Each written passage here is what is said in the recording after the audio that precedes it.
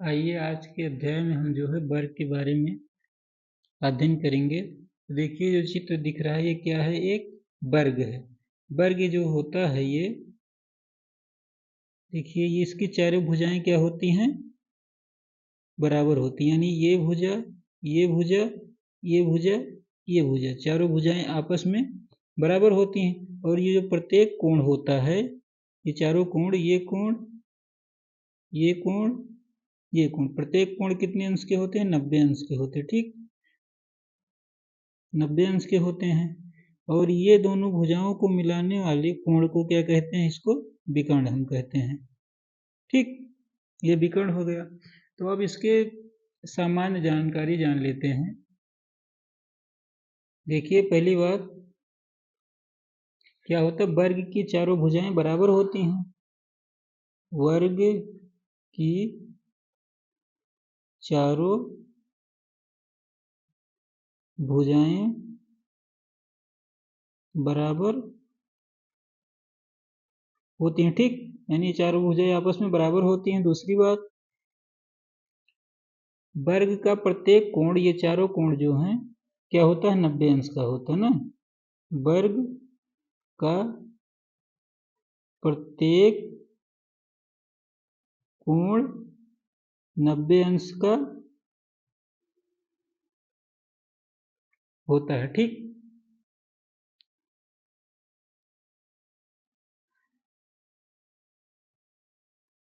तीसरी बात, वर्ग का परिमाप, वर्ग का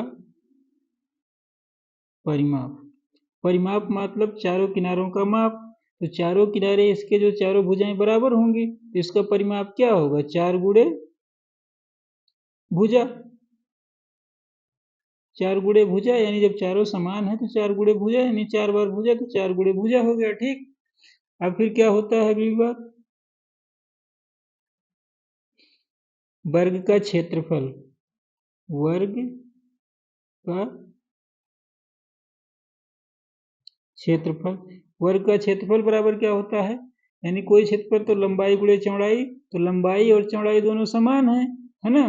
तो लंबाई और चौड़ाई समान है, तो यानी लंबाई गुणे लंबाई करेंगे, चौड़ाई गुणे चौड़ाई, यानी भुजा को भुजा से गुणा करेंगे तो इसका क्षेत्रफल आएगा। तो क्या हो जाएगा, भुजा का स्क्वायर हो जाएगा इसका क्षेत्रफल। ठीक,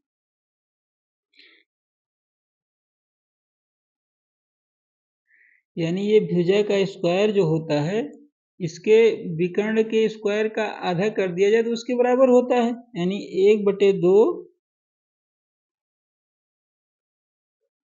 विकर्ण का वर्ग। ठीक, यानी इसका क्षेत्रफल ये भी हो जाएगा 1/2 विकर्ण का वर्ग। अब वर्ग का परिमाप हो गया, क्षेत्रफल हो गया, तो इसका विकर्ण कैसे निकलेगा, देखिए पांचवी बात, वर्ग का विकर्ण, वर्ग का विकर्ण।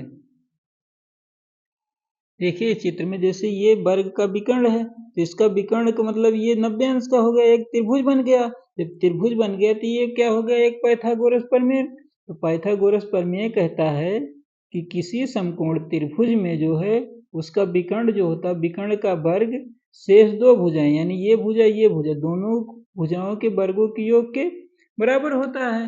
तो इसका विकर्ण क्या होगा, इसका विकर्ण का मतलब विकर्ण का स्क्वायर बराबर ये भुजा का वर्ग और ये भुजा का वर्ग। ठीक, तो देखिए,